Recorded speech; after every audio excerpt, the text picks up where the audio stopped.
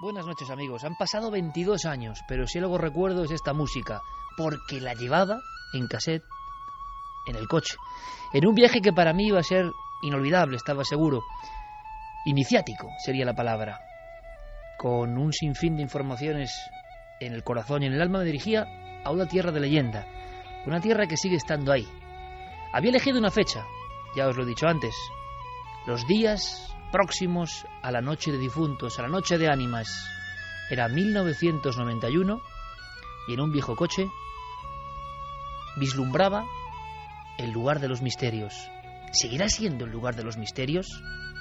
A un tiro de piedra de la capital de España, desviándonos por la Nacional 5, entrando a tierras de Plasencia, viajando hacia la comarca de Granadilla, de pronto unas sierras inmensas, unas sierras negruzcas, unas sierras que mantuvieron aislado a un pueblo que hoy también, su propio nombre, evoca esfuerzo, leyenda, pobreza, superación y para mí, enigma y encuentro con lo sobrenatural. Con pueblos donde las abuelas enlutadas llevaban su mula y donde los ancianos, trabajando laboriosamente su pequeño cuadrículo de tierra, aún, quizá como los viejos egipcios o mesopotámicos, se arrodillaban y saludaban al sol, a la fuente de la vida. Muy cerca, las figuras de los extraños petróglifos, antropomorfos, seres dibujados ahí, a la luz del misterio, hace milenios. Una tierra especial, una tierra con leyenda negra, dura, triste, pero que todavía supuraba algo muy especial. El eco del puro misterio.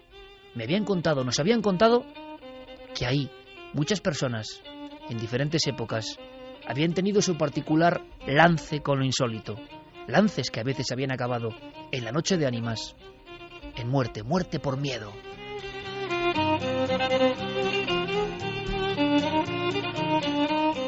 Y rodé en aquel primer viaje junto a un compañero, Lorenzo Fernández, durante mucho tiempo por aquellas tierras. Éramos unos periodistas muy jóvenes e ingenuos, y todo el abanico que nos iba saludando a las veras del camino nos parecía increíble. Era verdad. Aún estaban los pueblos que retrataron Buñuel, el doctor Marañón y tantos otros escritores. Aún sonaban las flautas, los tamboriles. Aún las personas, sin ningún tipo de vergüenza, hablaban de una naturaleza poderosa, una naturaleza con la que convivían, una naturaleza de la cual no se habían desconectado. Y por eso, las ánimas, los aparecidos, los espantos, eran una cosa más. ¿Os imagináis, amigos, hace 22 años, mi cara, escuchando a la luz de la hoguera aquellas historias que yo pensé que eran leyenda y que de pronto tenían nombre, apellidos, actas de defunción, tumbas y sobre todo el recuerdo envuelto en miedo, el pastor que vio al diablo, el campesino que se encontró con el balastro volador, y de pronto surgían en la noche, en la madrugada de ánimas, nombres que yo nunca había escuchado y que rápidamente, apresuradamente, escribí en mi cuaderno de notas hace 22 años.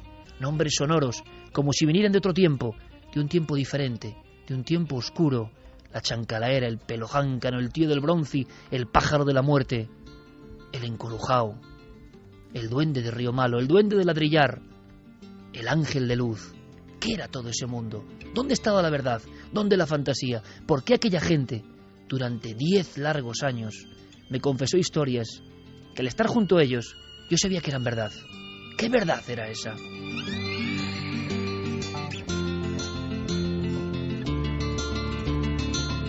Hemos creído, con el son de Wendal llevándonos al galope a esa zona de las Urdes, que era un buen homenaje no solo para esta tierra sin tierra, que hoy ya, por fortuna, quiero dejarlo claro, en un ejemplo de progreso y de esfuerzo, ha dejado atrás viejos fantasmas.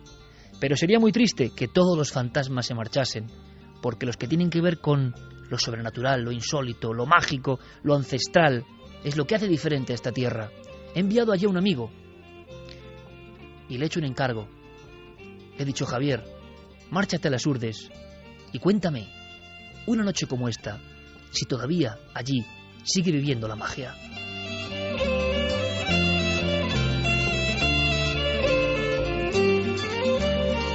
Porque claro, ya todo el mundo está interconectado. Las carreteras de asfalto, como debe ser, recorren nuestra piel de toro. Todo el mundo sabe de todo el mundo. Los jóvenes, por lo que yo creo, vienen hacia otro lado. El bombardeo mediático les hace pensar que las historias de los abuelos y de los padres son otra cosa, otro mundo, que no tienen crédito, que no son lógicas. Estamos en la España cartesiana. Esa España pagana antigua quedó atrás.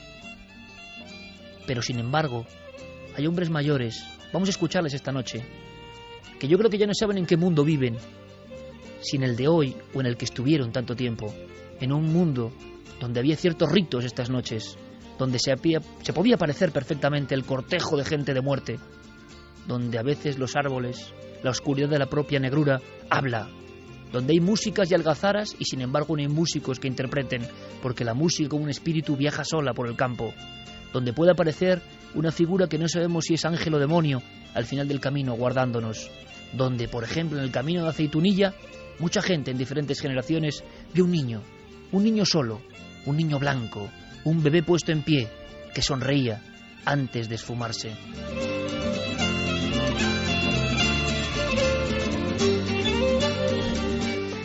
Viajamos a las Urdes y lo hacemos para comprobar si siguen existiendo las historias que nos sorprenden.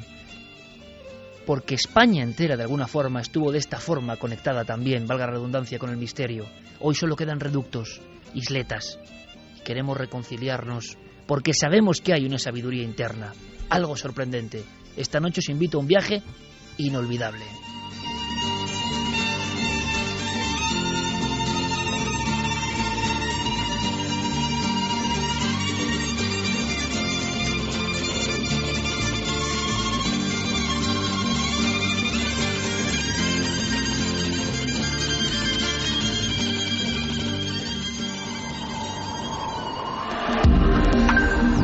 Antes habías estado tan cerca de lo desconocido.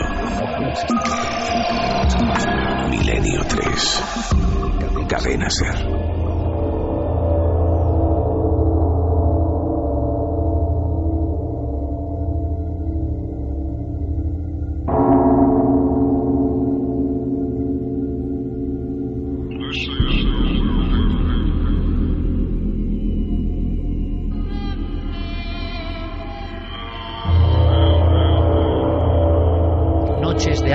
Que no es solo una. En las Urdes lo saben bien. Todavía hay ciertas canciones. Todavía en algunos pueblos, ya saliendo hacia la zona de Salamanca. Hablamos de una zona, para quien no lo conozca, inserta, incrustada entre grandes montañas, al norte de Cáceres y al sur de la provincia de Salamanca. Legendaria y mítica como ninguna otra. Gracias a los viajes de Alfonso XIII, de Buñuel y su película polémica Tierra sin pan, de Maurice Legendre y los primeros antropólogos que hablaban de una tierra habitada por una etnia diferente. Todo eso ha variado mucho, evidentemente. Las Urdes es un lugar maravilloso, un lugar donde el progreso ha llegado, un lugar donde las casas rurales han quitado las viejas chozas de piedra y pizarra. Pero ojalá no me equivoque y la conexión con el misterio continúe, porque ese es un gran patrimonio. Perderlo sería un mal síntoma. Quizá podamos aprender de esas voces antiguas, que en el fondo están hablando de lo mismo que todas las civilizaciones del pasado. No se puede abandonar del todo a la madre tierra y de lo que ella surge, y lo que surge a veces es incomprensible para la racionalidad. ¿Sabéis que en la alberca, por ejemplo, están las mozas de ánimas? Las grabó Buñuel, eran el fin de su película. Una anciana enlutada, con los ojos muy pequeños, recorría las callejas de piedra con una campanilla. Al su sonar todo el mundo se recogía como con un miedo de muchas generaciones. Era la campanilla de ánimas. En las Urdes, nuestro compañero Javier Pérez Campos ha recuperado auténticas joyas antropológicas. Año 2013, Noches de Ánimas. Mientras Halloween y conceptos que vienen de muy lejos y que se imponen como modas en los escaparates de los grandes almacenes. Esta inmensa tontería del Halloween, cuando hemos tenido la noche de ánimas, noche de difuntos y nuestra conexión de la propia tierra, queda en segundo plano, en un plano muy desdibujado. Todavía hoy, por fortuna, en las Urdes hay mujeres que cantan a las ánimas en estas noches. Yo os pido simplemente que escuchéis el contenido, porque os va a parecer algo propio de otros siglos, que por fortuna vive, con un respeto tremendo, creencia en las ánimas y, ojo, en que éstas se aparecen. Escuchemos. Vengan, vengan mis amigas y allí se sienten a mi vera, que al punto vendrán las ánimas, vendrán llamando a la puerta, a pedirnos los favores para sacarla de pena. Oír cristianos, oír lo que las ánimas penan, una pena de los brazos y otras de brazos y piernas, y otras penan de la vista por no mirar con decencia, y otras penan por ser maldiciente y ella por la lengua pena. Y allí se asoma Caín, envuelto en llamas tremenda. Hermano mi hermano Abel, perdóname mis ofensas, y ruega a Dios que me libre de estas penosas cadenas.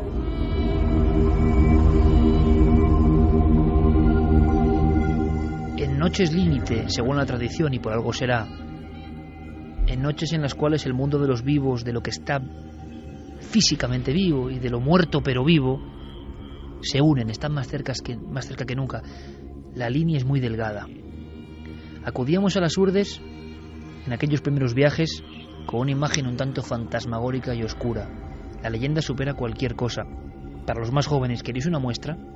Era como si la pobreza, para muchos la incultura, yo creo que es injusto, se mezclase con creencias. También se podría pensar que en un lugar no contaminado por las presiones de las ciudades y del pensamiento moderno, estaba más vivo todo eso tan extraño que tenemos de fondo, los seres humanos y la naturaleza. Camilo José Cela, por ejemplo, ni más ni menos, leía unas páginas que aterraban a las personas congregadas.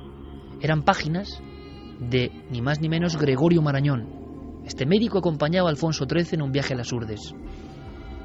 Páginas, es muy breve, que demuestran cómo eran las Urdes de los años 20, 30, 40, incluso 50. En Rubiaco, cuando la gripe, creyeron que era el fin del mundo y mataron las cabras y se las comieron y mejoraron todos. El señor cura de Ladrillar piensa que algún muerto, sobre todo los viejos, mueren asesinados por los suyos para quitar una boca. El cura sospecha que las madres matan a sus hijos y toman el pilo para ganar dinero. Cerezal. En la epidemia de gripe entraron en una casa donde estaban muertos el padre, la madre y una hija de 2 años. Y la otra hija, de meses, aún vivía y chupaba el seno de la madre muerta.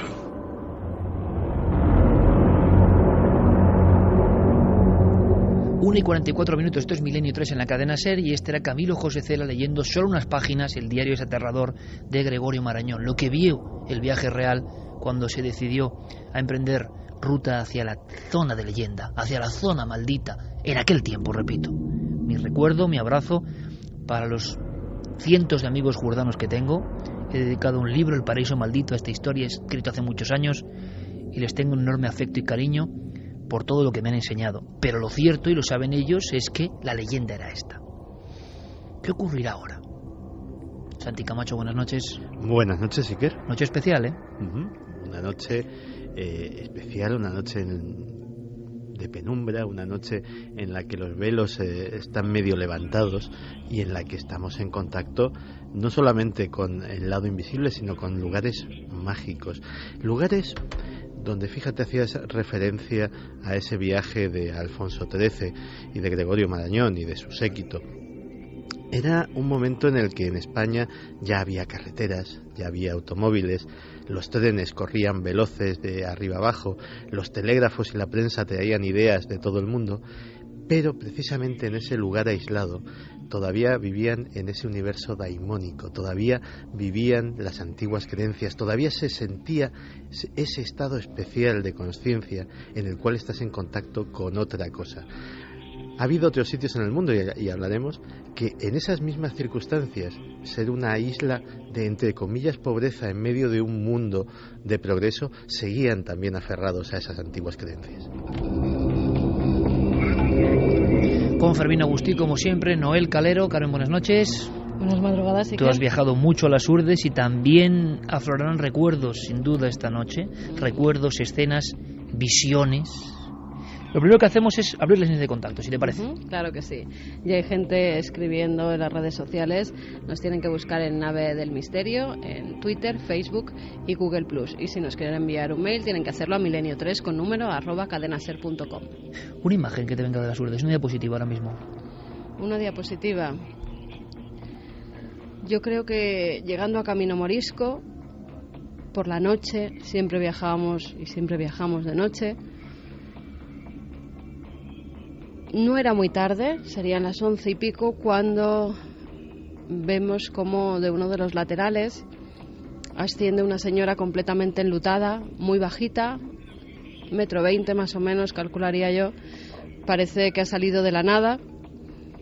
Después de estar escuchando tantas historias como habíamos estado oyendo los días anteriores, fue una imagen que se me quedó clavada, porque eran muchos los que hablaban de gente anciana, pero los ancianos eran los más reticentes a contarte esas historias. Y yo decía, ¿qué hará esta anciana a las 11 de la noche saliendo de la nada, completamente enlutada y yendo hacia la nada? Porque el pueblo más cercano estaba todavía a unos kilómetros. Y pensé, ¿verdaderamente es una anciana de las Urdes o es una aparición? En aquel viaje hace 22 años, y hay una persona, he mencionado Lorenzo Fernández, que podría evidentemente ratificar lo que digo, íbamos asombrados. Llegamos hasta un pueblo que ha recorrido ahora Javi Pérez Campos en esta constante correa de transmisión que nos separa. Yo leía a Benítez, evidentemente, en la quinta columna, y contaba una serie de casos ocurridos con muertes después de encontrarse con una luz o una aparición. Eran palabras mayores. Y evidentemente, pues prácticamente 8 años después de que Benítez descubriese algunos casos, y a los meses o al mes de publicarlos, nos fuimos para allí. Y éramos 2 reporteros, repito, muy jóvenes y muy ingenuos. Acabamos de cumplir prácticamente 18 años, recién sacado el carné. Ver aquel mundo que todavía existía, aquellos pueblos sin luz que todavía existían, aquellas casas de pizarra, prácticamente tal y como las habíamos visto en los viejos documentales, nos impresionó. La noche, por ejemplo, ahora en las Urdes, es impresionante. Pero os digo una cosa, la naturaleza, las sierras, el serpentear de las carreteras, los picos, las crestas, había algo tan feroz en todo eso, tan poderoso, tan enigmático, que era inolvidable. Aquella noche, y creo que no lo he contado nunca, aquella noche nos cerraron la fonda que había en Nuño Moral. No había muchos más sitios en las Urdes para dormir. ¿Os imagináis a Lorenzo y a mí, tan jóvenes, con la cabeza llena de historias que nos habían contado? Historias de sombras errantes, de figuras sin rostro, del demonio que se aparece, de espectros, de espíritus, de niños que vagan, como ha contado Carmen, de la nada hacia la nada. Con todo eso en la cabeza, no tenemos sitio para dormir. Yo iba con el coche de mi padre y Lorenzo a mi lado. Y dijimos, ¿dónde nos metemos? Sería esta hora más o menos. Vimos un camino muy cerca de Aceitunilla y nos metimos. Había un olivo y nos pusimos a medio dormir. La fantasía corría duramente en nuestras cabezas, evidentemente. A estas horas sería más o menos, con mucho cansancio, observamos que una figura, alguien embozado en una manta, está a mi lado junto a la ventanilla del conductor. El susto os lo podéis imaginar. Era un hombre con una especie de gorra, muy arrugado, era un ser humano, y con una especie de manta de pastor por encima. En ese momento nos asustamos, no sabíamos qué quería. Nos hablaba pero no le entendíamos. Yo tenía la ventanilla bajada un poquito y él metió los dedos para intentar abrirla. El nerviosismo en mi compañero y en mí fue enorme. Repito, teníamos 18 años, estábamos en una tierra para nosotros marcada por la leyenda. Era la primera noche, habíamos llegado de noche. Y entonces observamos cómo el hombre lo que quería es que nos fuésemos de allí a cualquier costa. Yo metía la marcha atrás, aquello no arrancaba, y entonces observamos que aquel individuo, un poco como cojitranco, muy lento caminando, había dejado su vehículo muy viejo, un viejo SEAT 124, creí ver en mitad de las sombras, impidiendo nuestra salida. Le vimos abrir la parte en perfil, digamos, del coche, la parte del maletero, y sacar una vieja escopeta y venirse hacia nosotros. No sé cómo salimos de allí. Quizá Lorenzo lo podría contar también. Lo que sé es que no sabíamos dónde dormir. El terror nos había dominado empezamos a maldecir la idea de viajar a esa tierra de los misterios, y en la única gasolinera en entonces de Cambroncino, de Camino Morisco, pudimos más o menos, ya no dormir, claro, sino permanecer ateridos de frío una noche como hoy hace 22 años. Y entonces en la gasolinera escuchamos que alguien dice, nunca lo comprobamos, ojo, pero escuchamos que alguien dice al echar gasolina al tío Orencio, que era el que llevaba la gasolinera, ha aparecido una mujer abierta desde la tráquea hasta la vagina en este camino y está llena de piedras.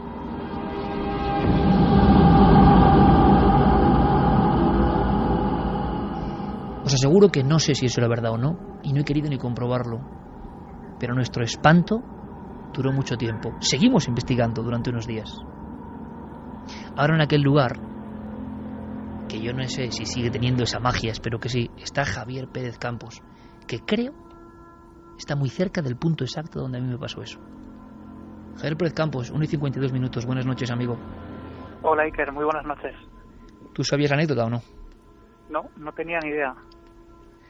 Pues y escucharla desde aquí, desde luego, es impresionante porque esto está en la más absoluta soledad, está justo además empezando a caer la bruma en la montaña, está empezando a lloviznar un poco, y después de todas las historias que llevamos escuchando a lo largo de estos días y estando aquí en soledad, a las puertas de un lugar muy especial, pues estoy bastante impresionado.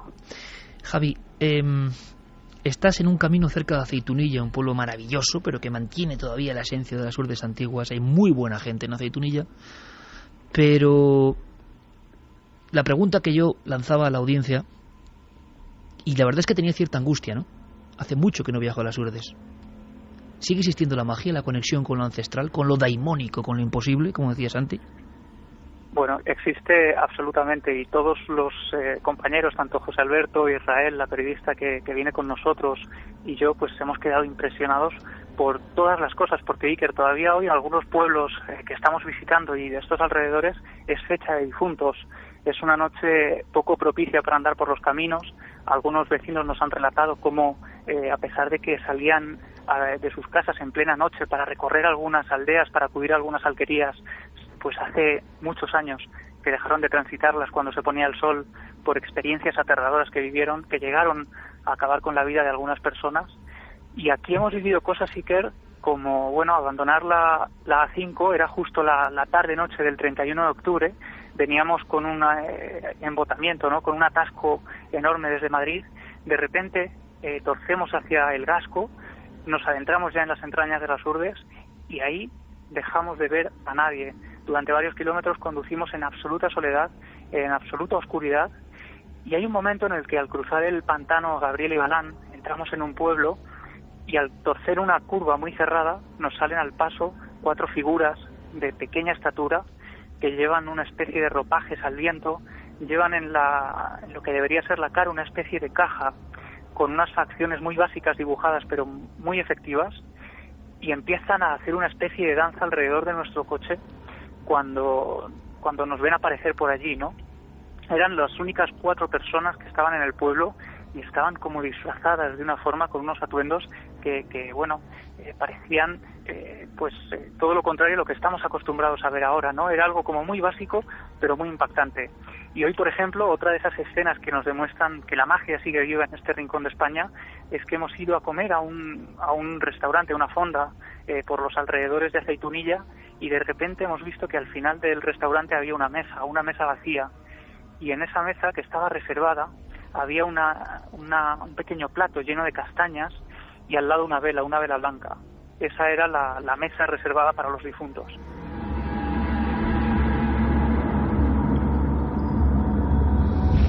Pues querido amigo, más gráfico no se puede ser.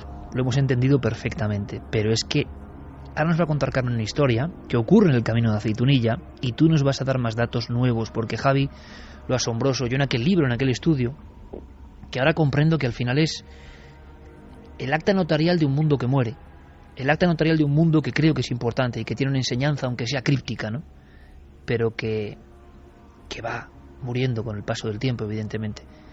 Me alegra mucho que Javi se haya encontrado con esa energía, con esa fuerza, con esa creencia, con esos casos.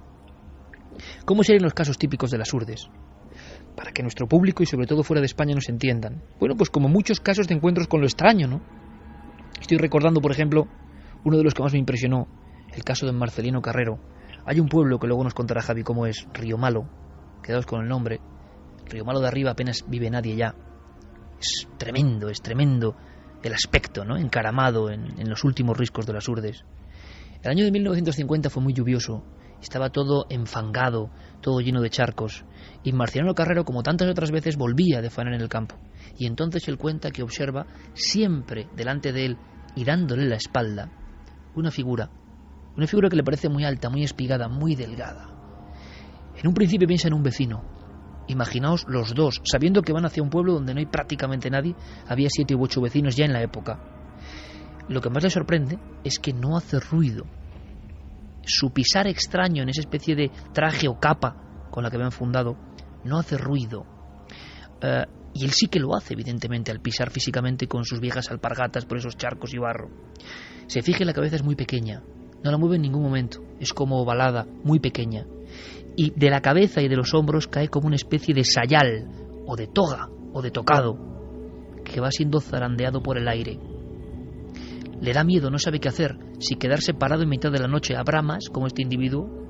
En un momento cree que es algo que no tiene explicación. Y justo cuando está pensando en eso, ese ángel, porque le llamaron ángel en la tradición y mito de las Urdes, fijaos en la escena, por favor, amigos oyentes.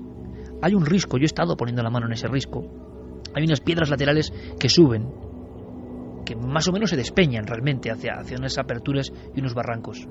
Esta figura se pone en paralelo, siempre según este hombre que vivió impresionado hasta el final de sus días por lo que vio.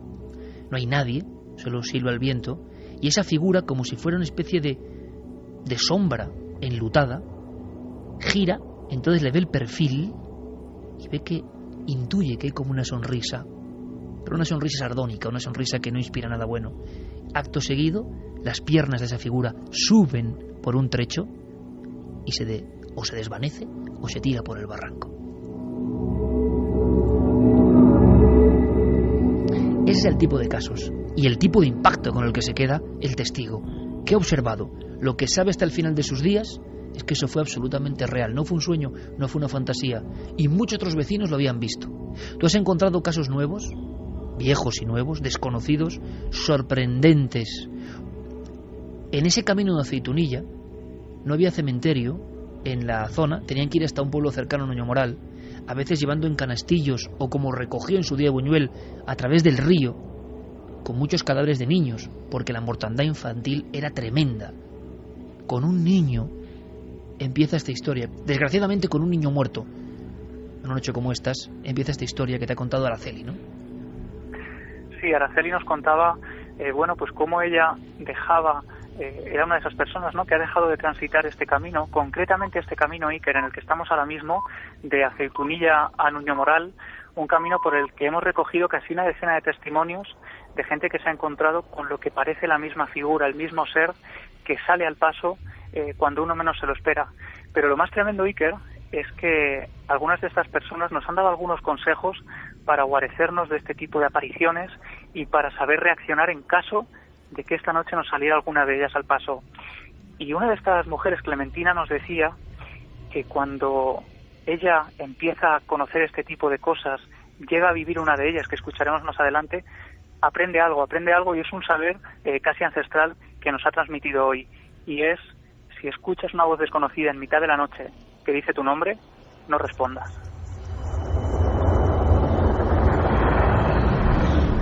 No es mal consejo. Escuchamos a Araceli. Yo pido, por favor, que la audiencia ponga toda la atención. Por cierto, Fermín Agustí, compañero, hasta en una noche de Urdes, una noche como hoy, una noche tan especial, tenemos buena noticia. Es decir, las Urdes se convierten en algo importante para el inconsciente colectivo. Buenas noches, Iker. Efectivamente, Milenio 3 ya es trending topic en Twitter. Gracias, compañero. Un placer. Me alegra porque muchas personas van a conocer historias que desconocían, por la que nunca se habían preguntado, seguramente. ¿Qué nos cuenta Araceli, una mujer como tantas otras que ha vivido ese tiempo mítico en las Urdes? Hay documentos que no son fáciles. El propio habla a veces de una zona rural potente como las Urdes. Luego lo desciframos si hay algunas zonas que no entendéis bien. Pero es tremendo porque esta mujer con esta humildad nos habla de una escena que tiene que ser lo peor para una madre, ¿no? Ir a enterrar a su niño muerto. ir a enterrar a su niño muerto. Escuchemos. Yo había acabado de dar a luz y entonces tuve un niño que no me nació bien, la verdad, y lo fueron a enterrar al Niño Moral, que es donde había el cementerio entonces, que aquí no había cementerio. Y entonces, pues al venir para arriba era ya oscureciendo, y en ese momento, pues él, en estas vueltas que hay ahí, pues él se le hizo que iba un coche para allá, pero luego todo se volvía a mirar y esperar, y el coche no pasaba por donde él. Y luego, pues lo que vio, cuando ya venía él por la carretera, para la otra parte del río, de esta parte de frente, pues entonces vio que había como una cosa alta, negra, que dijimos que eso era el demonio, que no era cosa buena.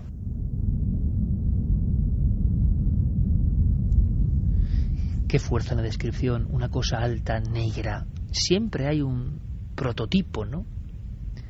Unas figuras que desde luego dejan muy claro, sea lo que sean, que no tienen nada que ver con nosotros los humanos. Bien sea por la altura, bien sea por la agilidad, bien sea por la expresión, comprendemos que tienen algo superior a nosotros. Eso genera miedo. No podía ser cosa buena.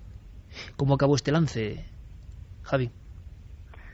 Pues lo que ocurre es que esta persona, el marido de Araceli, empieza a rezar en cuanto ve a lo lejos esta figura de gran altura, llega a fijarse, pasa tan cerca de él que llega a fijarse que parece que tiene pezuñas en lugar de pies, que está completamente erguido, que los ojos le brillan con una fuerza especial, tiene los brazos pegados al pecho, parece que está esperando, le dice Araceli, a los pies del camino, y lo que ocurre es que cuando está casi a escasos metros de esta figura, él cierra los ojos y la imagen, cuando los abre, se ha desvanecido delante de él, y ellos lo achacan a que este hombre había rezado, se había encomendado a Dios y eso le había salvado.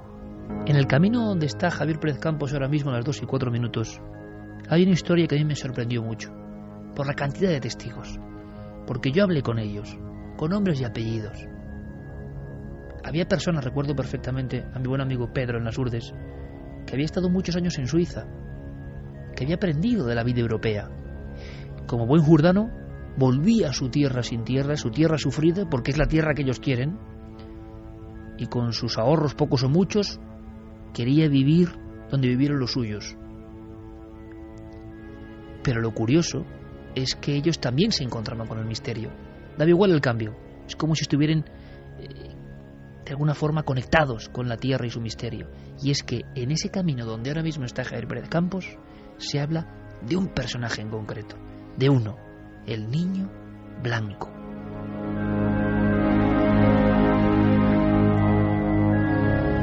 Con toda la historia de Pedro Martínez, pero también está la de Juan José Azabal y 10 amigos que le acompañaban una noche de julio del año 87. Iban hacia Aceitunilla, volvían desde Nuño Moral, iban charlando por el camino tranquilamente hasta que escucharon una especie de silbido en un principio. Ese silbido se fue convirtiendo en un terrible grito. Se quedaron muy extrañados, pero siguieron caminando, cuando de repente escucharon un alarido y vieron que este salía de un pequeño matorral que había. Ya un poco mosqueados se acercaron y vieron una especie de figura blanca. Ellos lo describían en un principio como una tela que se balanceaba, una tela blanca. Se fueron acercando más para ver qué era, y describe perfectamente un ser de menos de 1 metro de estatura, al que no veían el rostro, porque esa especie de sotana blanca, como la describieron, un sudario que tapaba su rostro, impedía que se le vieran las facciones. Eso sí, decía que tenía una cabeza desproporcionada, muy grande, unos brazos muy delgaditos, pegados, y que algo que les llamó la atención era que también ese niño tenía unos calcetines también blancos muy brillantes. No daban crédito a lo que estaban viendo, pero eran 11 testigos los que estaban contemplando esa aparición de lo que parecía ser un niño. Comenzaron a acelerar el paso y lo último que escucharon fue otro terrible alarido cuando ya se alejaban y solo veían esas vestiduras blancas moviéndose con el viento.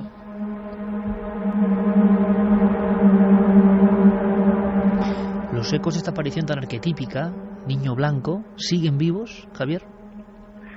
Sí, siguen vivos y los vecinos lo recuerdan muy bien. Como te digo, hay personas que decían que cuando llegaba la noche, aunque antes atravesaban estos parajes, estos lugares, pues ahora se quedaban en casa, no se atrevían a salir por este tipo de sucesos. Algunos hablaban también de que este niño se había aparecido como un preludio, ¿no? Como si estuviera avisando algo, y lo relacionaban también pues con la historia, siempre entre la leyenda y la realidad, de un niño que murió en este lugar, en este paraje, a manos de unos sacamantecas. Que luego contaremos en otro lugar con Israel Espino, la periodista que está haciendo una labor fenomenal rescatando nuevos casos en las Urdes, porque ella está en otro sitio. Y yo sé, me ha dicho Iker, yo de verdad que lo estoy pasando un poco mal, porque es lo que ocurre. No es lo mismo estar en estos lugares cuando uno ha hablado con decenas de personas que le han contado con la fuerza de la verdad, sea cual sea la naturaleza de lo que se aparece, con la fuerza de la verdad, y uno lo detecta cuando está solo cara a cara con los testigos. Cuando uno ha recopilado un montón de vivencias de este tipo, estar en los lugares es distinto. Parece que los propios lugares varían. Parece que nos quisieran decir algo en un idioma incomprensible. El caso de Pedro es otro de los importantes en torno al niño blanco. Alguien, como digo, que se marcha de las Urdes, se va al centro de Europa, a la zona más próspera de Europa, parece que se olvida en la mente todo eso mágico y ¡pum! De todas formas, sabe y es consciente de que se encontró con el mismo niño blanco en el mismo camino donde está ahora mismo Pérez Campos. Él volvía de dejar a su novia, volvía en su moto, era por la noche, y justo en el muro del cementerio ve una especie de luminaria, que una chispa, lo describía él. Cuando se va acercando, esa chispa parece que ha tomado forma, que se ha convertido en una persona. A las puertas del cementerio para la moto y ve como una especie de niño, él dice que de 5 o 6 años más o menos, completamente vestido de blanco de nuevo, pero una cosa que me llamó la atención es que él lo describía como un blanco muy fuerte, hasta tal punto que tiene que poner su mano como una visera para ver de qué se trata. Porque, resplandeciente. Exactamente. Una figura muy resplandeciente que le mira fijamente. Además, el testigo se queda con esa mirada de preguntando ¿qué hago yo aquí? Una mirada un poco ausente. No dice nada, no le habla nada, sigue mirándole, empieza a dar la vuelta al muro del cementerio y desaparece. Es entonces cuando a Pedro le entra el miedo, el pánico, no sabe lo que ha visto. Ese niño, ese ser ya no está allí. Él coge su moto y se va corriendo. Llega a casa de su abuela, en Aceitunilla, y su abuela, fíjate cómo son las tradiciones y cómo era la gente mayor y lo que creía en los espíritus, en las ánimas. Él llega a la vivienda de su abuela, va por un vaso de agua porque está muy alterado, y su abuela, cuando lo ve, antes de que él pueda hablar, le dice: no te preocupes, sin tú saberlo te eché el responso de San Antonio Bendito, que se aparece por estos caminos como la figura de un niño blanco. Es tu protector contra los espantos.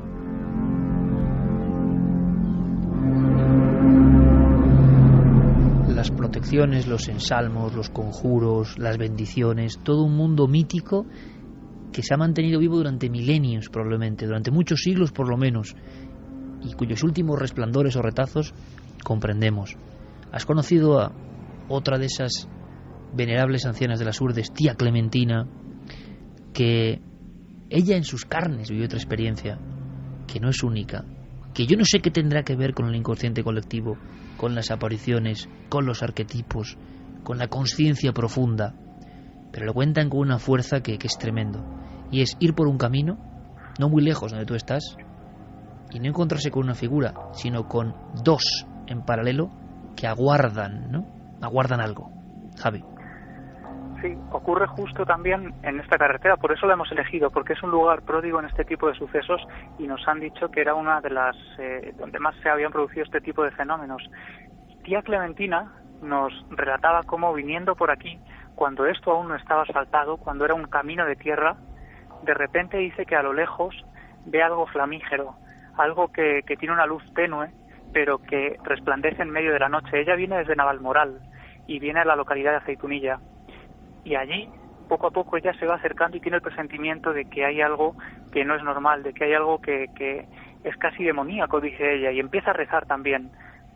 Pero cuando se va acercando, se da cuenta de que esas dos llamas, lo que parecían dos llamas de fuego, en realidad son dos humanoides, dos figuras que están uno a cada lado de la carretera. Y ella sabe que tiene que pasar por el centro de esas dos figuras, porque al otro lado, en el pueblo, a escasos metros de donde ella está y donde están también esas dos figuras, están sus hijos solos en casa. Y Clementina teme que estas dos figuras que le han salido al paso puedan hacerle algo a sus dos hijos. Las dos figuras que esperan a ambos lados del camino. He escuchado en lugares muy diversos esta misma descripción. Incluso en la zona de la Ribera de Navarra, una persona cerca del cementerio, estas mismas noches, dos figuras, sea lo que sean, paralelas, aguardando, que en la lejanía este testigo en concreto pensó que eran dos números de la Guardia Civil con sus capas antiguas en la noche, azotadas por la noche, y cuando piensa eso y se va aproximando, ellas dejan el hueco del centro, camino de tierra, no se mueven como dos torres, y cuando está ya demasiado cerca como para huir, siendo un hombre de honor, se da cuenta de que no tienen aspecto de guardias civiles precisamente, que son muy altos, y durante unos minutos interminables don Francisco caminará a 1 metro de él a la izquierda una de estas figuras, a otro metro a la derecha otra, y después, aterrorizado, quedará preso del miedo, acurrucado, un miedo como nunca había sentido, junto a una roca. Allí le despertó el día y contó siempre esa historia, le vivió en sus carnes. ¿Qué son estas historias? Escuchemos a tía Clementina. No es sencillo, hay pasajes que no son tan sencillos como estáis escuchando, pero hay que aguzar, ¿no?, los sentidos y poner el oído fino, porque ahí está la fuerza de personas con nombres y apellidos que cuentan cosas increíbles, ¿no? Ahí estaban las dos figuras esperando en el camino donde está nuestro compañero. Llegué al valle, ahí Dios mío, había un hombre ahí, yo tenía que pasar por ahí, y había un señor ahí, y otro aquí, pero aquello negreaba como los carbones de la lumbre, negreaba como un tizón, nada más se le veían 4 ojos como 4 candiles, se veían los ojos según le brillaban los ojos, según brilla ahora eso, brillaban los ojos de aquellos dos así brillan. Yo dije, Dios mío, ¿cómo yo pasaré por ahí? Yo dije, Dios mío, ¿cómo pasaré yo por ahí? Negreaba como el tizón, recordando al duende Entiznao, ¿no? Otro de los personajes míticos de las Urdes. Vamos a hacer una cosa, Javier. Te dejamos emprender ruta, porque va a ser otro lugar que, si cabes, más tremendo.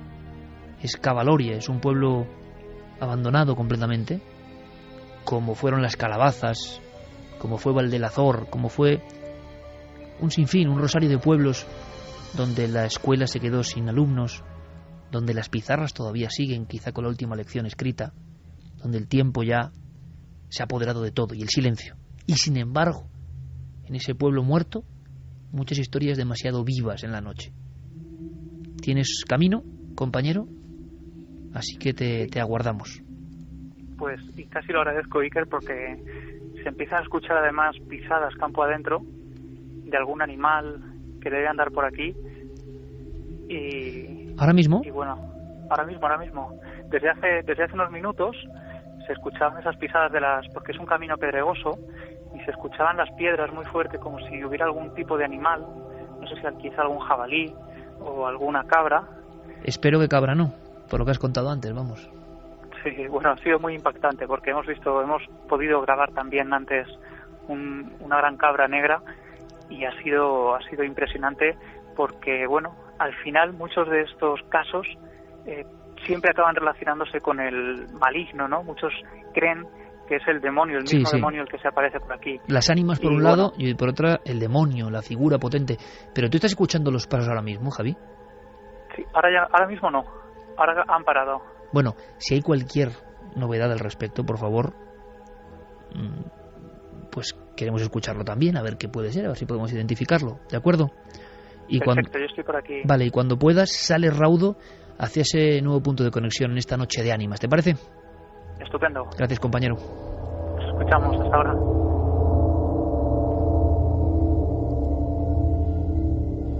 Acudiremos a otro lugar muy especial que os vamos a presentar, pero es un momento, 2:17, perfecto, para escuchar a nuestro público, ¿no? Pues sí, que es una nochecita tremenda la que estamos dando con estas historias. Eso es lo que nos dicen. Iris nos dice, no responderá el nombre, cuando es de voz desconocida en México, se dice que es la muerte y si respondes te va a llevar. La conspiranoia dice caldero con castañas y velas para el difunto, mezcla de miedo y admiración por la cultura de honra a los difuntos. Marco Antonio Alvarado, Las Urdes, El paraíso maldito, gran obra de Iker. Y antes de tener el placer de leerla, colocáis dicha zona y notaba que la magia impregnaba todos y cada uno de sus parajes. Para la gran afición de Iker por esta zona no hizo sino corroborar que no era yo el único que me había atrevido a oír tan misteriosa y a conocer tan misteriosa comarca. J. Flechillas dice, la voz de esa mujer que cantaba daba la impresión de recoger siglos de tradición, miedo y respeto hacia las ánimas de las urdes. Sí, señor. Yo recuerdo en seranos o reuniones de los más ancianos como algunos se arrancaban de improviso y había hasta voces góticas en lo que contaban, casi del inconsciente brotaban. Había una conexión con lo más profundo, con lo que habían escuchado, lo que habían vivido. Y todo esto tiene una reflexión que ahora comentaremos, una reflexión profunda, mucho más allá, de verdad, de que si da miedo o no da miedo, que es lo más superfluo, porque yo creo que hay un conocimiento profundo en todo esto, hay un saber antiguo, poderoso, humano, dentro de todo esto. No lo desperdiguemos, ¿no? Con uy, qué miedo, o si no da miedo, que me parece muy bien, sino hay un mensaje en todo esto. Desde luego, un culto por la muerte, que podremos estar de acuerdo o no, pero una presencia de algo real, una conciencia de que vivimos y morimos, a diferencia de la vida de urbanitas que tenemos nosotros, que creemos que nunca nos vamos a morir. Bombardeados por todo tipo de mensajes, pensamos que siempre vamos a ser muy jóvenes y que siempre vamos a comprar cosas, tener la mejor casa, el mejor coche, la mejor ropa, pero eso de la muerte es para otros. En otros pueblos se sabe perfectamente que la muerte es parte de la aventura de la existencia y está presente siempre.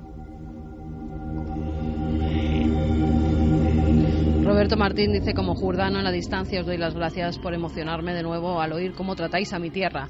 Siento el sabor de su miel sentado en mi curva de Arrolobos viendo el balcón de la casa de mis abuelos. Misterio, ancestros, pero especialmente buena, noble y gente de honor. Gracias. Indiscutible gente de honor, indiscutible. He conocido a personas admirables que me contaron un caso, lo mantuvieron y no volvieron a contar nunca, o que se fueron a la tumba con su palabra de hombría, hombres acostumbrados a épocas muy duras, a batirse en duelo contra las bestias del bosque a pecho descubierto, para la supervivencia, o en historias terribles, y que sin embargo nunca habían sentido un miedo parecido al de encontrarse con el misterio. Recuerdo, por ejemplo, Gregorio Martín Domínguez, la algazara. ¿Qué era la algazara? Pues esto es interesante, Santi, porque como hemos estado viendo, a veces es una chispa, una luz, un sonido, decían, tu voz en la noche que te llama, alguien que te llama. Hay como una especie de inicio de los acontecimientos. Y luego incluso un psicólogo, un psiquiatra, un estudioso de los arquetipos puede decir, es la mente humana la que en contacto con la naturaleza genera algo. Pero ese algo no tiene por qué ser fantasía. Es que, oiga, lo hemos dicho aquí, ¿verdad? Váyase usted, como estaba Javi Pérez Campos, váyase usted a solas a un bosque. Váyase usted a solas en la noche a un camino. Váyase a solas al lado del mar o dentro del mar. Y entonces todo lo que es usted y lo que se cree que es, se queda en nada. Porque la madre naturaleza muestra su fuerza. Vivimos de espaldas a la naturaleza. Cuando miramos la naturaleza, pasan cosas, consideramos increíbles, que no podemos creer ya en ellas. Pero ¿qué les pasa a las personas que viven en contacto con la naturaleza siempre? Como estas gentes de las Urdes, que ven un espejo diferente, que no están desconectados, lo interpretarán a su forma, pero están viéndolo. Por ejemplo, fijaos qué miedo por un lado y qué bonito por otro, ¿no? La descripción. Gregorio Martín Domínguez hablaba de una música, me lo han contado decenas de veces, antes de aparecerse alguna música, pero ¿cómo era esa música? Y me decían, como varios instrumentos a la vez. No quiere decir que sea alguien tocando instrumentos a la vez, sino lo que llega al cerebro es como una sinfonía extraña, que no se parece a nada. Está con sus cargas de uvas, Es la época dura de las Urdes, años 50. Y entonces Gregorio se acurruca inconscientemente junto a la vera del camino. Que no le vean. Cree que es una fiesta de personas, pero esa música es rara. Le pone la carne de gallina. Vuelve a mirar con el rabillo del ojo por encima del camino de tierra y observa que no hay nadie tocando instrumentos, que esa música se ha apoderado del ambiente, esa extraña sinfonía. Y de pronto observa, como nos contaba la Javier Pérez Campos, lo que parecían llamas, unas llamas en el camino. ¿Os imagináis? Diría el experto científico, bueno, un fuego fatuo, fuego de San Telmo, aunque estos son más bien en el mar. Pero resulta que él ve como esas formas flamígeras, 6 u 8, empiezan a aparecerles una especie de brazos, de cabezas, de piernas. Y hay una extraña danza o movimientos. Él siente un miedo terrible y empieza a rezar. Empieza a clamar a las alturas porque cree que algo demoníaco, con esa música del infierno, ha venido a por él. Y entonces le ocurre lo peor. Se le cae uno de los sacos y él se precipita hacia el camino. Y él confiesa que cree que ha llegado su fin. Pero no ocurre eso.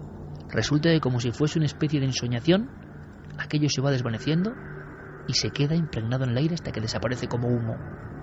Pero ese hombre, hasta el último momento de su vida, dice que lo más importante que vio, cuando fue consciente de que había cosas incomprensibles, fue en ese instante. Qué interesante, Santi, porque hay ese mensaje inicial, se abre la campana de irrealidad, todo empieza a ser posible, y quizá yo lo pienso últimamente, es porque hay personas que están ligadas a la naturaleza.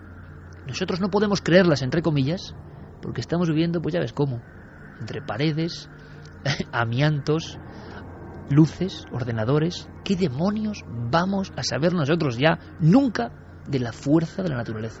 Claro, y además hay no solo personas sino lugares como las Urdes, porque mira, en todas las zonas rurales del mundo hay leyendas que pasan de padres a hijos, historias más o menos truculentas, más o menos sobrenaturales, pero son historias. Lo que a las Urdes y a otros sitios que tradicionalmente han estado aislados les caracteriza es que no estamos hablando de historias legendarias que has oído en una noche en un campamento, en una noche en un fuego, en una reunión social. No, estamos hablando de historias con testigos que siguen vivos. Que siguen sucediendo. Es aquello que alguna vez he comentado aquí, de por qué en los libros de los historiadores de la antigua Grecia, en los libros de Heródoto, de repente se veía tan normal como una invasión de tal pueblo a tal otro, que de repente pues una pastorcilla fuera acosada o violada por un fauno, o que tal o cual figura política tuviera cierta conversación con un dios o un semidios.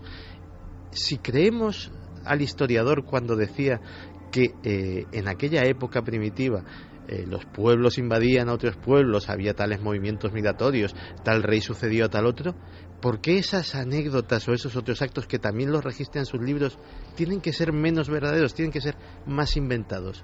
Era otra realidad. Era otra realidad la que imperaba en aquellos días y la que aún queda residual en determinados sitios. Fíjate, Santi, qué interesante tu clave, como siempre, ¿no? Otra realidad que es una parte de la realidad, compleja y plural, pero que nosotros ya no miramos. Hay una periodista, que es Israel Espino, que trabaja para el diario Hoy, que hace una labor magnífica y que se ha unido en esta investigación, aunque, como decíamos, Javi está en soledad, en ese punto de aceitunilla, va hacia otro, y ella también. Y creo que igual le estamos dando la noche, ¿no? Pero ella lleva ya muchos meses sacando historias, sobre todo de las Urdes, de toda Extremadura, ¿eh? Un trabajo fantástico que yo recomiendo. Repito, yo lo he leído en los blogs del diario Hoy. Lo recomendamos porque lo que hace falta es gente que siga esta tradición tan a contracorriente, pero tan maravillosa, de registrar todo este conocimiento real. Esta otra realidad que dice Santi, que cuenta con nombres, apellidos y testigos. Ella fue con alguno de mis trabajos, me lo confesaba, pensando evidentemente en una transformación de leyendas. Le pasó como a mí, que de repente vio que las leyendas hablaban, tenían nombres, apellidos, hijos, muertes, fechas de defunción. Cerca de Cambroncino, no sé en qué punto exacto estará ahora nuestra amiga Israel. Buenas noches. Buenas noches, Iker. Estoy cerca de Cambroncino, en el barrio del Teso. ¿Estás en el barrio del Teso? Estoy en el barrio del Teso y estoy bastante impresionada, como decías. No es lo mismo que te cuenten las historias a la luz del día que conocer gente que las ha vivido y estar aquí de noche. Bueno, es que además te compadezco en ese aspecto, Israel, porque el barrio del Teso es una especie de despoblado que hasta los años 70 creo que tuvo vida, que ciertos acontecimientos truculentos también ayudaron a su despoblación, se hablaba de brujería, pero si te parece empezamos porque estás en una zona que si tiene algo potente es que se cuenta un lance entre un hombre y una luminaria, que puede ser tomada como ánima, como figura extraña, lo que sea. En el año 17 alguien muere, hemos contado alguna vez esa historia. Lo asombroso es que tú sigues la pista, y esto me parece maravilloso, Israel, y vas a encontrar otras personas que fueron también mártires de lo insólito en esa misma región y quizá con las mismas luces. Efectivamente, bueno, como bien sabes, aquí es donde se apareció la famosa luz de Ribera Oveja. Exacto. De hecho, el barrio del Teso, donde me encuentro, si te lo describo un rato, está empezando también aquí a chispear. Quiero que cientos de miles de personas, Israel, sepan dónde estás. Haznos una fotografía, por favor. A ver, ahora mismo estoy en medio de un bosque rodeado de casas en ruinas. Son como 4 o 5 casas con los tejados caídos, los tejados de pizarra antiguo. Por las puertas se ve lo que era la antigua casa, incluso alguna chimenea. Ahora mismo, más que ver, intuyo lo que tengo alrededor. Y te lo puedo contar porque lo sé. Mira, a mi izquierda tengo las luces, ya un poco lejanas, de Cambroncino y de la iglesia de las Lástimas. A la derecha tengo justo el paraje por el que apareció la famosa luz de Ribera Oveja. Surge un camino que llega hasta Ribera Oveja y hay un río, un vado, donde transcurrió toda la historia esta que me comentabas, que ahora hablaremos. Y justo detrás de mí, todo bosque, tengo el pico de la Corderina, donde también sucedió en 1920 un suceso de lo más tenebroso. Es que el barrio del Teso, yo te puedo decir, que es de lo que más me ha impresionado a mí de las Urdes. Tú recuerdas una vez, Carmen, con un aguacero impresionante. Queríamos conocer... Una riada que nos cayó, además, comenzó a llover tan fuerte que no podíamos salir de un portal donde nos resguardamos porque había ríos verdaderamente que bajaban por esas calles empedradas, sí, era terrible. Y el barrio del Teso, que según contaba el cronista Félix Barroso, uno de los grandes promotores, ¿no?, de los misterios de las Urdes, había tenido esa mala fama entre comillas, ¿no? Pero Israel, en este lugar ya abandonado, que tiene que impresionar, pero de forma tremenda esta noche, tú recopilas la historia conocida, entre comillas, era la de un pastor, Nicolás Sánchez Martín, que se encuentra en ese lugar donde estás con una luz y que al final, después de que esa luz se le lance hacia él y hacia la caballería, porque como decimos, era un hombre echado para adelante y le llega a sacar el cuchillo, aquello que parece inteligente se lanza como una bola de fuego hacia él y después de unos tiempos muere como en una pintura digna de Goya, ¿no? Ajá, claro, y esta es la historia que conocía, la que investigó JJ Benítez y luego tú. Mi sorpresa es cuando vengo yo a investigar, además esto ha sido hace poco, este verano, y me encuentro con una segunda parte que no conocía. Que no conocíamos ninguno.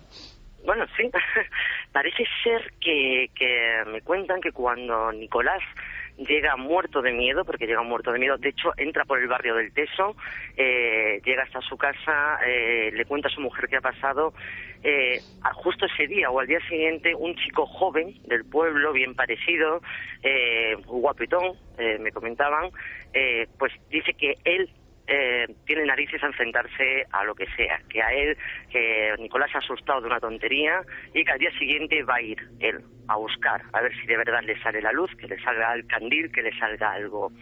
Le dice su madre, que es con quien vive, que por favor, que no vaya. El muchacho, como te digo, un chico joven, apuesta que sí, que él va.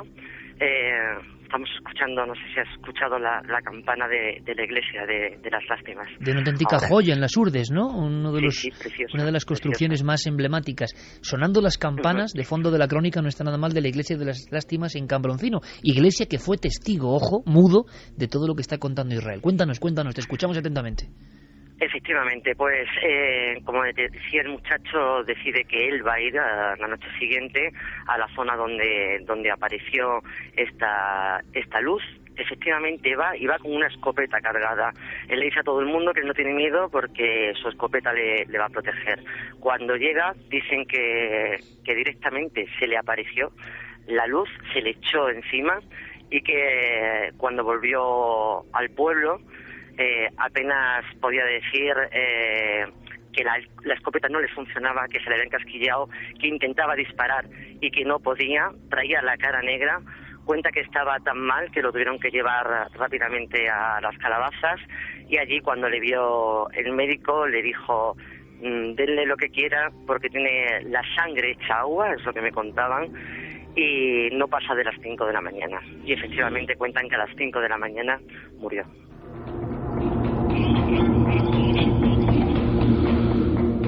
En un pueblo que hoy no existe, 2 víctimas, ¿será posible por un fenómeno parecido? Vamos a escuchar a tía Clementina contando esa historia. La hemos comprendido perfectamente en toda su goyesca estructura, ¿no? El hombre que se atreve contra el misterio, la cara negra. En el caso de Nicolás Sánchez Martín, en el año 17, el primer caso, parece ser que incluso el médico de las Urdes de aquella época, Victoriano Sánchez Hoyos, le practicó los botones de fuego. Ese hombre se había quedado casi frigorizado. Ese hombre había perdido temperatura y era como una especie de muñeco de cera. Murió con extrañísimos dolores, oficialmente quizá por una neumonía complicada. Nadie supo. Lo que pasa es que hay documentos concretos. Lo sabrá de este caso, de esta historia. ¿Recuperará Israel esa historia si quedan algunos legajos en alguna tumba? Es asombroso. Escuchemos ahora en la voz del pueblo, en la voz que recordaba el eco de esa historia. Tiene mucha fuerza. Escuchamos. Y al pasar, él venía por el camino montado en la bestia, y la cosa esa luz, como una farola, acompañando hasta que lo vino y lo trajo al pueblo. Y llegó al pueblo, y luego se metió para el pueblo, se metió para casa, y le dice la mujer: ¿por qué te ha pasado? No soy asustado. Vienes asustado y ¿qué es lo que te ha pasado? Y entonces llegó otro mozo allí, un mocetón bien guapísimo y fuerte y todo, y dice: ay, sois unos cobardes, mañana voy a casa de Palomero. Y llevo una escopeta puesta encima de la pared, si hay, los apostó la muerte. Pues llevaron a las Calabazas y le dijo: ay, bobo, ya no tienes salvación. Dice: trae la sangre y echa agua, pedir de él y todo lo que pida, que no dura más vivo hasta las 5 de la mañana. Y a las 5 de la mañana murió. Aquello no me se olvida a mí. Hay cosas que no se olvidan, desde luego. La sangre hecha agua, un terror tremendo. ¿Tú crees, Israel, que se podrán recuperar documentos, datos? ¿Existirán algún lugar, alguna ficha de entierro, algo de este posible mártir, ¿no? De este fenómeno extrañísimo que mantuvo el miedo, ¿no?, durante una época larga en esa zona de Ribeiraveja? Bueno, al menos lo intentaremos. Tú sabes que si no aparecen en un momento suelen aparecer en otro, y cuando menos te lo esperas.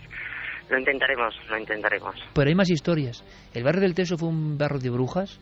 El barrio del Teso fue un barrio tocado por acontecimientos muy macabros que han pasado prácticamente a la espalda de donde estás, ¿no?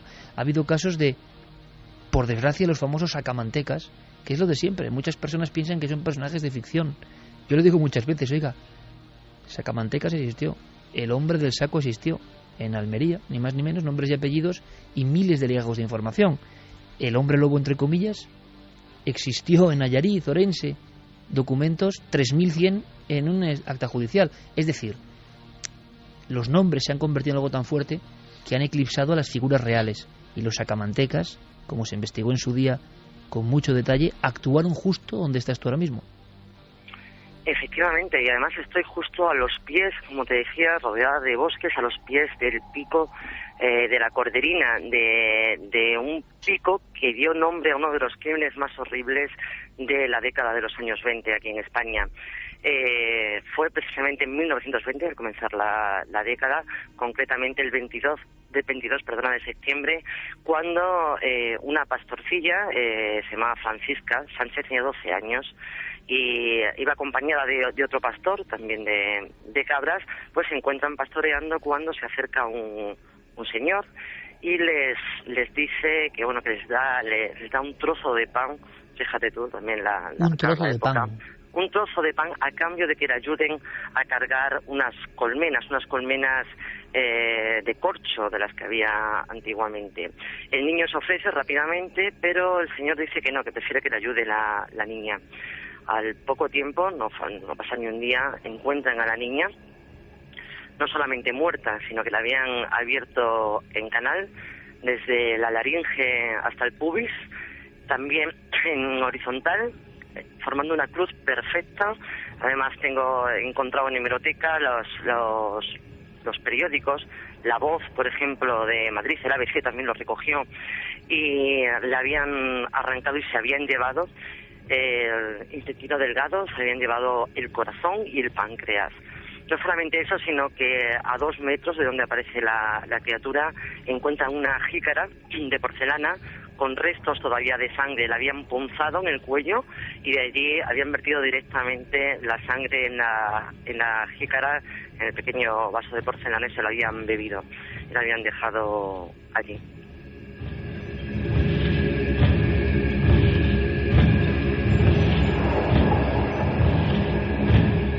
A las 2:37, Milenio 3, en la cadena SER, yo creo que cientos de miles de amigos han sentido la misma parálisis que hemos notado nosotros al contarlo Israel también, y al estar viendo esa escena, decíamos goyesca, de pintura negra, ocurrido en un lugar que luego atrajo la mala fama, ¿no? Y la sensación, como a veces pasa, de estigma en un sitio donde pasan los crímenes.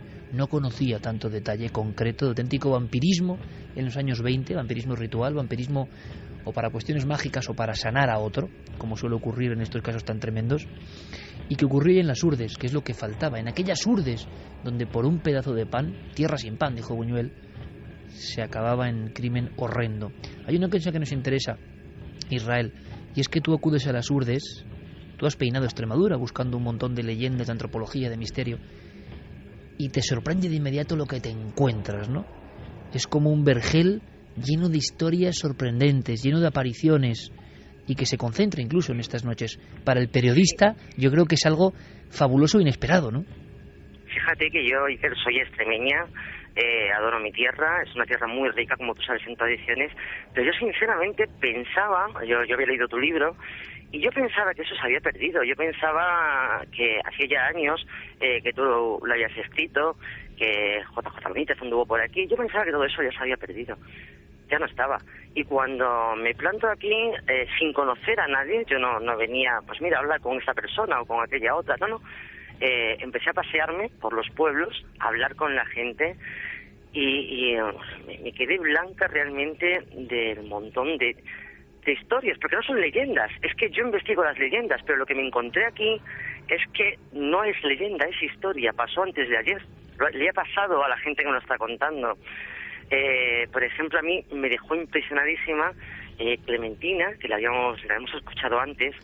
Cuando yo me la encuentro la primera vez en una parada de autobús, yo iba detrás de una aparición del diablo, que me interesaba mucho, de otro señor que la había visto, que además había encontrado en tu libro. Le pregunté por ella y ella me dijo que no conocía esa historia, que no conocía a ese señor. Llevamos ya un rato hablando y pensé para mí, bueno, claro, no puedo tener tanta suerte, es normal. Y entonces se queda Clementina callada, me mira y dice: yo, señora, lo que le puedo contar es cuando yo me encontré con el diablo. Esto es muy de las urdes, ¿eh? Imagínate lo que es eso para un periodista. Me temblaba la mano, me temblaba la grabadora, y es uno detrás de otro. No es un caso, no son dos, no es una persona, no son dos.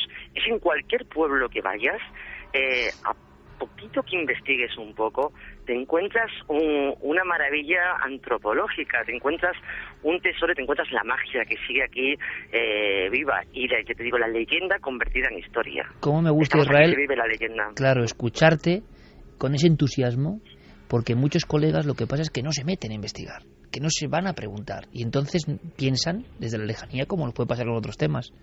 Tú lo has vivido, y la pregunta, y hecha en el barrio del Teso a estas horas de la noche, ¿qué se estará viendo, no? Porque yo, cuando escucho estos testimonios, es que siento que hay una verdad, siento que me están contando algo absolutamente real. Imagino que la pregunta te lo has hecho también tú. Muchas veces. No sé qué es, no tengo ni idea, pero sé que la gente no me miente. Yo sé que la gente no me miente. Además, incluso puede mentirte una persona. Puede ser, puede gustarle mentir, puede que se le vaya la cabeza. No te pueden mentir 10 personas el mismo día, y no te pueden mentir. Además, tú los estás mirando a los ojos, los estás viendo. tú sabes que hay algo. Y el problema que por eso a mí ahora mismo me da respeto estar aquí en medio del bosque, en el barrio del Teso, entre casas abandonadas, es que llegas a la conclusión de que realmente hay algo y que no sabes qué es, pero que lo hay.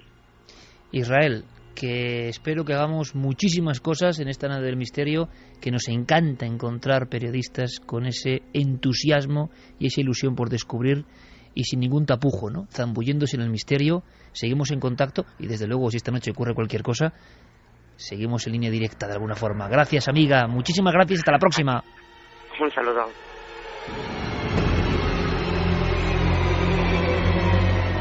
Luego el ejemplo de cuando alguien se decide a lanzarse es el misterio.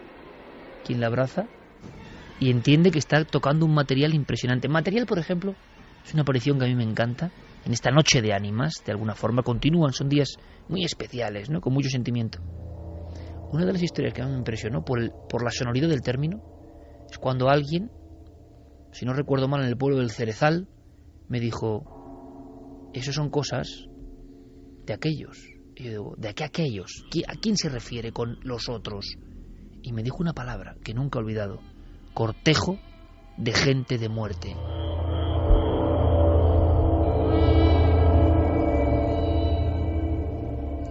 En Uñomoral, en el año 35, hubo un caso de cortejo de gente de muerte.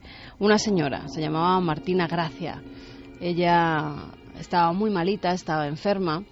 Al lado de su casa, la gente comienza a oír una especie de cabalgadura. Un caballo que se acerca, rebotando las herraduras en el suelo. Los mozos que estaban cerca preguntan: ¿quién va? ¿Quién va? Era lo normal. Nadie contesta, con lo cual se asustan un poco. Podían ser ladrones, podría ser mala gente que se acercaba hasta la vivienda. Vuelven a repetir: ¿quién va? Y en la oscuridad empiezan a ver un caballo. Un caballo en el que iban montadas dos figuras. Cuando se acercan para ver de quién se trata, se quedan pálidos, mudos, porque ven que es gente muy extraña. Se van acercando más, ven que su pelo es negro y lacio, que la cara es muy blanca, que las manos que cogen las riendas son largas y huesudas y que llevan una especie de faldón que tapa sus piernas. No saben qué hacer, no saben qué decir. Esas dos figuras comienzan a alejarse, pasan por un puente y de repente ven como tanto el caballo como las figuras se esfuman. Era el cortejo de gente de muerte. Venían a buscar a la persona enferma, que ya era difunta. Historias parecidas muchas, con nombres. Teresa Iglesia Rubio, lo he notado de mi propio libro, escrito ya hace, repito, 15 años, parece mentira. María Cruz Vizcaya, Consuelo Rubio Remigio, Juan Rubio, Rosa Remigio, en el Asegur, un pueblo que Buñuel llamó Tortuga, porque parecían caparazones de tortuga emergiendo de la propia montaña. En el Asegur, en los años 60, Juan y Rosa están regando su poquina, como dicen ellos, tierra, que han conseguido después de años de esfuerzo. Y escuchan, y esto es curioso, un nombre que viene desde la noche, que viene desde el bosque, que viene desde el lugar de lo innombrable. Juan, Juan, Juan. Claro, les da mucho miedo, son dos, marido y mujer, se esconden. Me lo contaba la mujer a mí en un serano en el Asegur, en el año 1995. Se esconden y entonces ven una especie de luces o globos que estallan. Fijaos, Santi, en las descripciones, ¿no? ¿Qué esconderá esto? Luces o globos que estallan en el camino. Ellos están escondidos y entonces ven una especie de figura idéntica a lo que ha contado Carmen. Parece un joven herido, alguien moribundo. Va con una especie de babero largo o batín y arrastra las piernas. ¿Qué descripción?, me decía la mujer. Parecía alguien con las piernas de acero, con las piernas metálicas. Allí se quedó el mito del hombre, o como le llamaban, el ser con chancas de acero.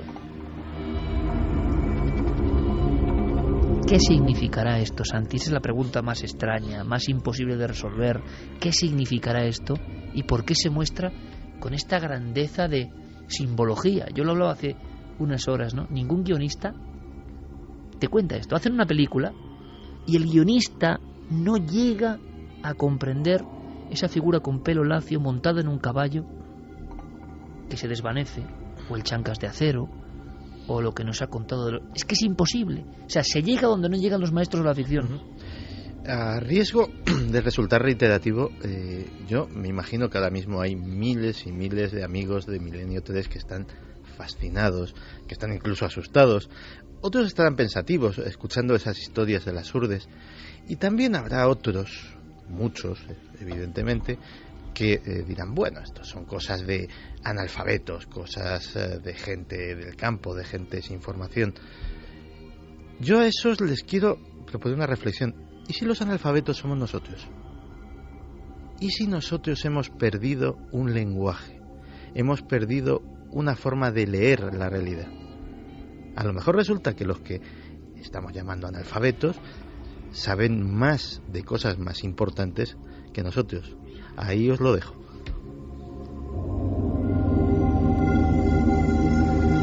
Nada apuntada sin hilo, el amigo Santiago Camacho. En las Urdes yo he visto leer las estrellas. He visto, me han contado la importancia, por cierto, que mañana hay un eclipse, según me cuentan. Nos va a contar algo Vicente Casaña interesante sobre el eclipse. Leer los astros, pero no como un astrólogo, digamos, que pasa luego una factura, una consulta, para el campo, para la vida. Ver los paneles de abejas y distinguir entre 20 tipos de miel. Saber cómo se comportan los animales.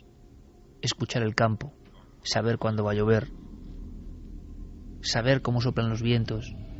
Saber si llega el frío o el calor. Una sabiduría desde luego ancestral que nosotros quizá ya no necesitamos. Pero la pregunta es, en ese pack de sabiduría ancestral, ¿también va todo esto?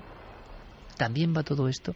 Y una cosa que yo lo puedo decir, tengo las grabaciones de decenas y decenas, no sé cuántas, de cintas de cassette antiguas grabadas en las Urdes. A mí me ha impresionado mucho de todo esto la enjundia, la palabra de honor, algo que ya ni existe, ¿verdad? Palabra de honor, y que a mí me parece lo máximo que puede decir una persona, dando con la mesa, el puño en la mesa, diciendo: soy Julián Sendín Martín y esto me ocurrió en el año de 1947 volviendo del Rubiaco, pum, pum, pum, y te describió una aparición imposible, una aparición terrorífica, una figura descabezada caminando por el centro de un camino con 3 testigos, ellos aterrorizados.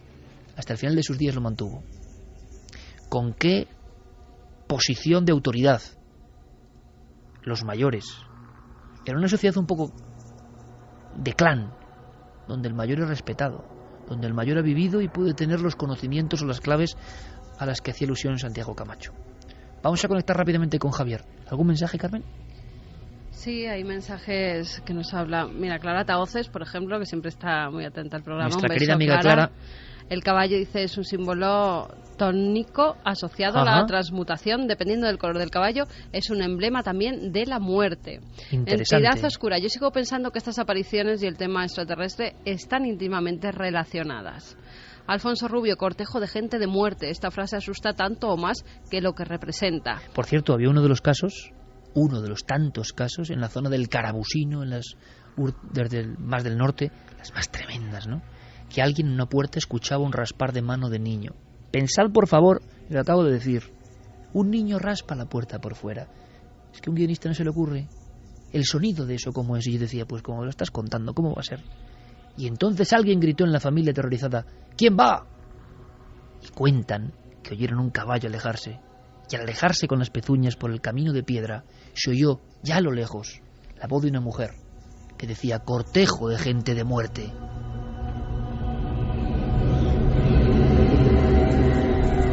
Begoña Cebrián dice: espero que las próximas generaciones de las Urdes sepan mantener todas estas historias y creencias. Da más miedo pensar que todo esto puede desaparecer algún día que las historias en sí. Sería una gran pérdida. David Peregrina: admirable el valor de Israel y de Javier Pérez. La narración y la descripción de los momentos y los lugares hacen que nos traslademos mentalmente tal y como si estuviéramos allí. Vamos a hacer una cosa, vamos a conectar con Javi.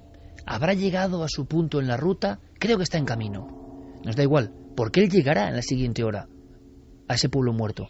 Conectaremos con él, claro que sí, pero está en ruta. Javier, compañero, buenas noches. Buenas noches, Iker. ¿Estás con José Alberto, nuestro querido amigo? nuestro cámara de Cuarto Milenio, vagando por las urdes. Yo con José Alberto, con el que he viajado a muchos lugares del mundo, y Carmen también, le dije 2 pautas mínimas, ¿no? Y él que es un profesional como pocos hay, sabe perfectamente lo que yo le pedía, ¿no? Quedaros con el paisaje, quedaros con la fuerza telúrica, quedaros con ese algo que se siente que es indescriptible cuando uno en soledad, en el amanecer o el anochecer, graba, por ejemplo, desde las alturas lo que son los valles de las urdes. Valles, a mí me contaron, tan altos como en el Gasco, en esa zona volcánica o zona meteorítica. Me contaban que en la antigua escuela, cuando la hubo, los niños no veían prácticamente la luz del día. Era tan grande la lasca de piedra que estaba al lado de la única ventana que no veían la luz del día. Era un valle tan estrecho que hasta el siglo XVI, no lo digo yo, lo decía el duque de Alba, se creía infestado de demonios y de personas primitivas, salvajes, que creen ser solas en este mundo. Eso se escribió, es la primera crónica sobre las urdes. Desde luego es una visión muy terrible, ¿no? Pero en esa condena vivieron los jutelanos durante siglos. Le pedí a José Alberto, por favor, tráete en la cámara si puedes, y sé que es muy difícil, ese algo que se respira en las urdes. Y ahora veis En Ruta, que es uno de los sitios, es una de las situaciones donde mejor se siente el misterio, yo creo, ¿no? Sí, sin duda. Hemos pasado hace poco las poblaciones casi nada de Vegas de Coria, hemos pasado la curva de Arrolobos, hemos pasado también Cambroncino y estamos casi ya llegando a nuestro destino. Pero ha habido momentos, Iker, en este viaje que es cierto, le hicimos caso a esas pautas de viajar, por ejemplo, con música mágica, ¿no? Con música como Lisa Gerrard, como Dead Can Dance, y desde luego uno mira con otros ojos estos paisajes. Ha habido momentos también en que teníamos que parar el coche en cualquier lugar casi, apearnos y mirar el paisaje, dedicarnos a mirar el paisaje y grabar esas imágenes que desde luego no estamos acostumbrados a ver con absoluta facilidad, ¿no? En la capital, por ejemplo. Habéis encontrado un montón de testimonios, Javi. Permíteme que simplemente suelte en la noche uno más porque merece la pena. El tío Cristino, ni más ni menos, hablando de otro tío, como le llamaban, porque allí persona de alguna forma, se dice así desde tiempo inmemorial, ¿no? El tío del bronce, o tío de bronce. La historia, varias apariciones de una figura que aparece, por ejemplo, hay un testigo, luego contaremos su historia, Javi, que se ahorca, otro que se tira por un barranco, incapaces de vivir con la pesadilla de que han visto algo que parece demoníaco. ¿Y cómo lo describían a ese tío del bronce? Escuchamos a tío Cristino rompiendo la noche, un testimonio que viene desde los años 50 y que llega a Milenio 3 de esta forma. Estaba haciendo carbón de noche y llega con la carbonera encendida y estaba un poquito retirado de la carbonera y llega un hombre alto, negro, y se le sienta al otro lado de la carbonera. Y el hombre pues se asustó. Y decía, él no se movía, y decía, ¿y cuándo te irás ahí? ¿Y cuándo te irás? ¿Cuándo te irás? Y el tío que no se iba. Se asustó y tuvo que dejar la carbonera allí y escaparse para casa y se puso enfermo. Y se puso enfermo, y uno de los testigos del tío del bronce, porque parecía como un soldado de una guerra antigua, se tiró por un barranco. Ha habido muchos casos, Javi, ¿no? Por desgracia hay que decirlo, donde los testigos, en los lugares que está recorriendo, no han aguantado la presión de ese lance con el misterio, y luego han puesto fin a sus días de la forma más dramática, ¿no? Sí, en el caso del tío Picholas, él se lanza al vacío tiempo después de esa vivencia, que le deja tan marcado que a los pocos minutos, a las pocas horas de encontrarse con ese tío del bronce, él llega a su casa, se mete en la cama y lo pasa francamente mal. Incluso hablan de que vomitaba sangre, de que estaba sangre y de que, enfermó gravemente. Y aquí nos hemos encontrado, Iker, con muchísimos casos de gente que ha enfermado por un susto, por el miedo que les han producido estas apariciones. A nosotros nos chocaba mucho ver cómo para ellos, sin embargo, era algo absolutamente cotidiano, algo muy real que había ocurrido, y cómo mucha gente había fallecido por el miedo, había enfermado, como el tío Domingo, que también se encuentra con ese ser, ese hombre negro de gran altura, con unas patas como de cabra, y que le observa en mitad de la noche produciendo un extraño sonido. Pues ese caso del tío Domingo es otra de las personas que enferma gravemente al poco de tener ese encuentro. Ahora hablaremos, casos Javi, de suicidios incluso. Porque perdemos un poco a veces la conexión. Ahora hablaremos de esos casos concretos en la tercera hora cuando llegues a este lugar. Tenemos más contenidos, pero en el momento en que estés vagando por ese sitio que quizás es el más espectral de todos, que merece la pena, ¿no?, que sea escuchado esta noche, hablaremos de algunos de esos casos dramáticos, porque ocurrieron allí. ¿Te parece? Perfecto, Iker. Un abrazo, Javi. Un abrazo. Me contaba Antonio Domínguez de Laz en su día que un paisano suyo que se encontró con esta figura, también eran carboneros. ¿Os imagináis carboneros en las Urdes de noche, toda la noche, como nuestro querido Tasio, ¿no?, de Urbasa? Pues igual, pero en las Urdes, claro, en la soledad más completa, haciendo el carbón. Y no sé por qué, en varios casos aparecen con carboneros, ¿no?, por en medio. Y decía, echaba la sangre cortada por la boca, me decía. De la impresión, del susto, echaba la sangre cortada por la boca. Terminamos con mensajes esta hora.